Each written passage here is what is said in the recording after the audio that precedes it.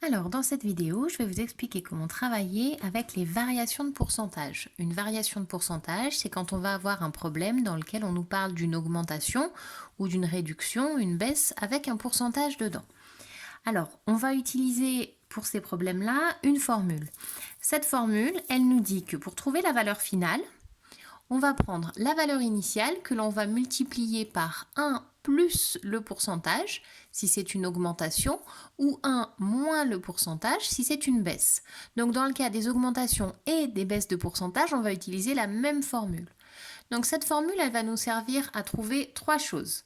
Si on connaît la valeur initiale et le montant du pourcentage d'augmentation ou de baisse, on va pouvoir, en utilisant ce calcul, trouver la valeur finale, la valeur après l'augmentation ou après la baisse. Deuxième chose, on va pouvoir trouver la valeur initiale, la valeur de départ. Si on nous donne la valeur finale et le pourcentage, on va pouvoir trouver la valeur initiale.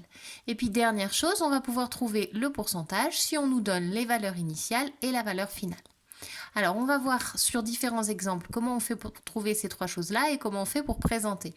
Avant ça, je vais représenter cette formule sous forme d'un schéma. Alors, j'en ai fait deux, puisqu'on va avoir le cas de l'augmentation et le cas de la baisse.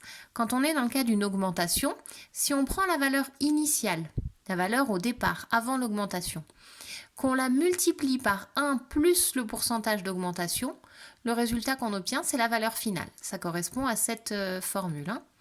Quand on est dans le cas d'une baisse, on prend la valeur initiale, on la multiplie par 1 moins le pourcentage et on va obtenir la valeur finale. Ce petit schéma, il va pouvoir nous aider dans nos problèmes. Donc, je vais le laisser dans un coin et on va commencer à regarder la résolution des problèmes. Le premier cas de figure, hop, si je mets comme ça devrait marcher. Le premier cas de figure que l'on va travailler, c'est quand on cherche la valeur finale. Donc, par exemple, le premier problème, un article à 12 € subit une hausse de 15%. Quel est son nouveau prix? Si on observe le problème, on voit le mot hausse, on voit qu'il y a un pourcentage, donc on pense tout de suite augmentation de pourcentage. On se note cette formule-là dans un coin, on la fait revenir dans notre tête. On a ce petit schéma-là, augmentation de 15%. Donc, on va prendre notre valeur de départ, on va la multiplier par 1 plus le pourcentage d'augmentation, ça va nous donner la valeur finale. Comment est-ce qu'on rédige ça sur une copie, sur un cahier? On va écrire le nouveau prix est égal, hop, le prix de départ, c'est-à-dire 12 € multiplié par 1 plus le pourcentage, que je vais écrire sous cette forme-là. On n'oublie pas les parenthèses. Si on les oublie sur la calculatrice, on va obtenir un résultat faux. Donc on fait bien attention et on ne les oublie pas non plus quand on l'écrit. Sinon le résultat, là encore, ne sera pas exact. On va regarder 15%, ça fait 0,15. 1 plus 15%, ça fait 1,15. Ce qui est dans la parenthèse, c'est égal à 1,15. Donc on aurait pu écrire que le nouveau prix est égal à 12 multiplié par 1,15. C'est la même chose. Qu'on utilise la formule avec la parenthèse ou qu'on utilise directement le 12 multiplié par 1,15, c'est exactement équivalent. Donc vous choisissez l'une ou l'autre des deux formulations. Vous n'êtes pas du tout obligé d'écrire les deux, puisque une fois que vous avez écrit la première formule, ici vous tapez directement à la calculatrice. La calculatrice va vous donner le résultat et vous avez terminé. Ou alors vous écrivez directement la deuxième ligne, vous tapez à la calculatrice va vous donner 13,8. On fait une phrase réponse, le nouveau prix est 13,80 € et on a fini.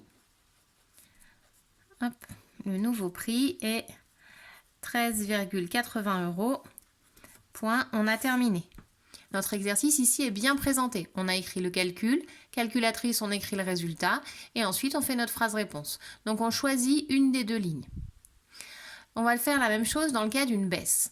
Si on a ici un article à 62 € qui est affiché avec 25% de réduction, combien vais-je le payer? Donc on voit la réduction, le mot réduction, on voit un pourcentage, donc on va se mettre dans la tête cette formule là-haut, avec ce petit schéma-là.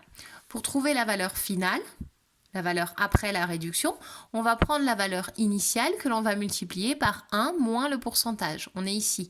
On prend la valeur de départ, qu'on multiplie par 1 moins le pourcentage, ça va nous donner la valeur finale. Au niveau de la présentation, on va écrire... qu'est-ce qu'on va écrire? La somme à payer, par exemple, c'est une façon de présenter, va être égale à mon prix de départ, c'est-à-dire 62 €, que je multiplie par 1 moins 25%. 1 moins 25%, si on voulait le calculer, ça fait 1 moins 0,25, ce qui fait 0,75. Donc on aurait pu écrire directement 62 multiplié par 0,75. On choisit soit l'écriture avec la formule entre parenthèses, soit l'écriture avec la valeur décimale, une des deux. On tape à la calculatrice et on va trouver 46,5. On fait notre phrase réponse, je vais payer 46,50 € et on a terminé.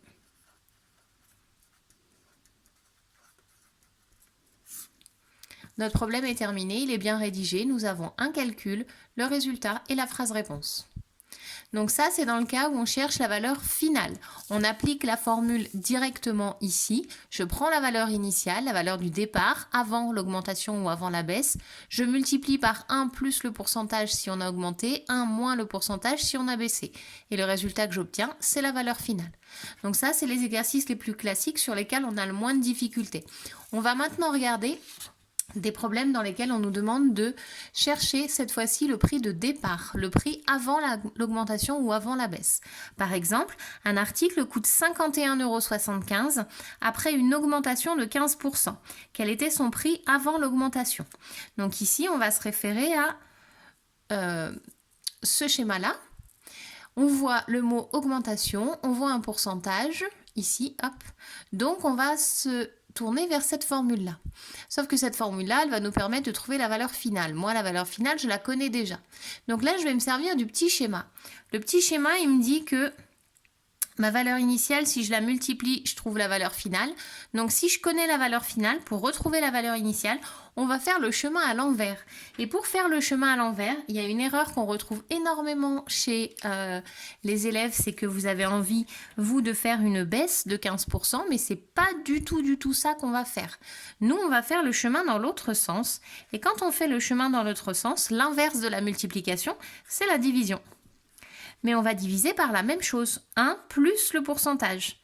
À partir du moment où on est dans un problème où il y a le mot augmentation, ici on est dans une augmentation, on va utiliser le 1 plus le pourcentage.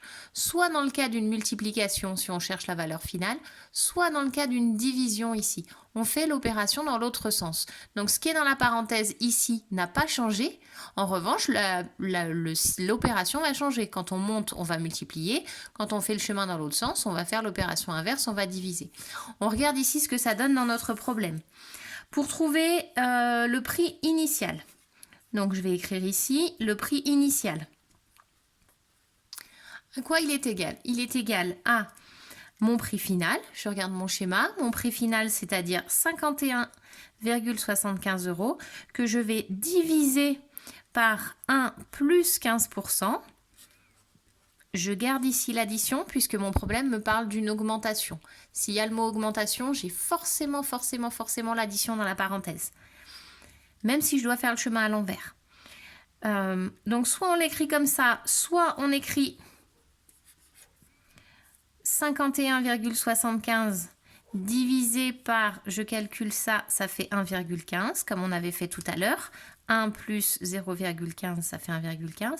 Ça, je le fais à la calculatrice et on va trouver 45.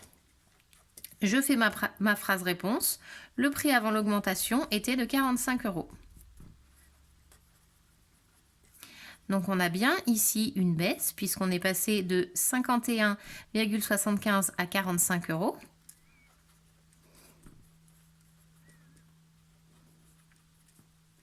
Mais vous ne devez jamais revenir en arrière en faisant une baisse. Une baisse et une augmentation du même pourcentage, ça ne nous fait pas revenir à zéro. Ça ne nous fait pas revenir à notre point de départ. Donc on ne peut pas réfléchir comme ça. On doit utiliser le schéma. Et ce schéma, il va nous aider. Puisque si on part de la valeur initiale pour arriver à la valeur finale, on multiplie par la parenthèse. Si on veut revenir en arrière, on va diviser. Ici, ça vous paraît logique normalement sur le schéma. Donc dans le cas de l'exemple, on va le faire aussi de la même manière. On va le faire cette fois-ci sur un article qui a subi une réduction. On a un article qui coûte 60 € après une baisse de 25% et on me demande quel était son prix avant cette réduction. Je vois les mots réduction et baisse, je vois un pourcentage, donc je pense à ma formule. Je regarde mon schéma, on est dans le cas d'une baisse, donc je vais prendre le schéma qui est de ce côté. Si je prends la valeur du départ que je ne connais pas, que je la multiplie ici par la parenthèse, je vais trouver la valeur finale. Donc si je prends la valeur finale et que je fais le chemin dans l'autre sens, ici donc je vais diviser par la même parenthèse, donc 1 moins le pourcentage, je vais trouver la valeur initiale. Donc c'est ce que je vais faire ici. On va écrire que le prix initial est égal à mon prix final, c'est-à-dire 60, que je vais multiplier par, que je vais diviser, pardon, excusez-moi, on a dit qu'on faisait le chemin à l'envers. Je divise par 1 moins 25 sur 100, ou bien on aurait pu écrire que le prix initial est égal à 60 divisé par 0,75, si on avait voulu calculer ce qui était dans la parenthèse. Ce calcul-là, on le fait à la calculatrice. La calculatrice va nous dire que ça fait 80. On est ravi de trouver un prix qui est au-dessus puisqu'on a eu on cherche le prix, la valeur initiale ici, donc qui est plus grande puisque notre valeur a baissé. Et on fait notre phrase réponse. Le prix avant la réduction était de 80 €. Le prix avant réduction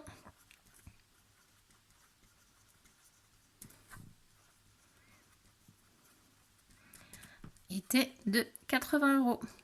Et on a terminé. Donc, on prend la valeur de départ, on la divise par 1 moins le pourcentage dans le cas d'une baisse ou 1 plus le pourcentage dans le cas d'une hausse. Et le résultat qu'on obtient, c'est notre valeur initiale. Donc, si on utilise le schéma, on arrive à retrouver le calcul sans faire d'erreur. Et comme précédemment, on veut faire l'inverse d'une réduction, ça ne me transforme pas ici en augmentation. L'inverse d'une réduction, ce n'est pas l'augmentation, c'est juste qu'au lieu de multiplier, on va diviser. Donc on fait bien attention à ça pour ne pas se tromper. Dernier cas de figure, dernier type de problème, on va cette fois-ci nous demander de calculer le pourcentage de variation. Par exemple, mon argent de poche est passé de 10 à 12 €. Quel est le pourcentage d'augmentation? Donc si on est passé de 10 à 12, on a effectivement eu une augmentation de l'argent de poche et on nous demande quel est le pourcentage. Donc on a le mot pourcentage, le mot augmentation, donc on va chercher à utiliser notre formule. Et notre formule nous dit que la valeur finale, donc la valeur finale ici c'est 12 €, est égale à la valeur initiale, ici c'est 10 €, multiplié par ce qui est dans ma parenthèse. Donc pour l'instant je vais l'appeler x et je vais chercher ce x. Donc pour trouver le x, on va passer le 10 de l'autre côté. Donc x va être égal à 12 divisé par 10, ce qui fait 1,2. Une fois qu'on est ici, pour trouver le pourcentage, il va falloir qu'on transforme ce 1,2 en quelque chose qui ressemble à ma parenthèse là-haut. Donc je vais transformer mon 1,2 en 1 plus quelque chose.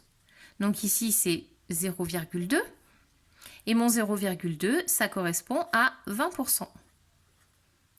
Donc comme je trouve que ma valeur initiale a été multipliée par ça, 1 plus 20%, qui est mon x, et bien on a donc une augmentation de 20%. Donc le pourcentage, mon argent de poche a augmenté de 20%. On prend la valeur finale, on la divise par la valeur initiale et on trouve un résultat que l'on doit comparer à 1 pour trouver le pourcentage qui va être la valeur ici que l'on ajoute ou qu'on va soustraire quand on sera dans le cas juste en dessous. Donc mon argent de poche a augmenté de 20%.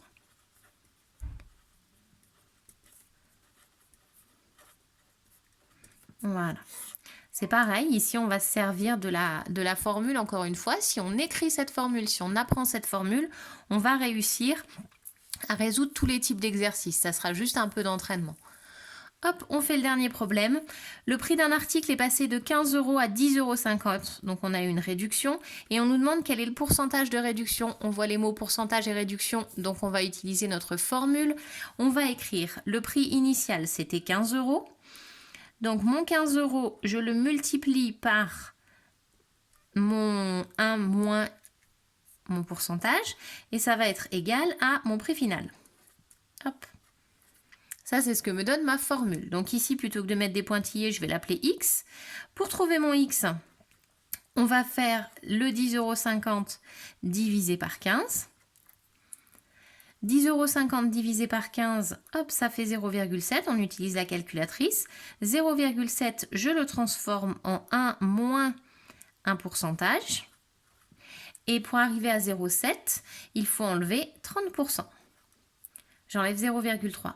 Donc on a ici une soustraction, ce qui veut dire qu'on est dans une baisse de 30%. Donc l'article a subi une baisse de 30%. Et on a terminé. Hop, a subi une baisse de 30%. Voilà, c'était un petit peu long, mais vous avez toutes les catégories d'exercices que vous pouvez résoudre avec cette même formule, dans les cas à chaque fois de l'augmentation et de la réduction. J'espère que ça vous a aidé. Maintenant, ça va être à vous de le tester.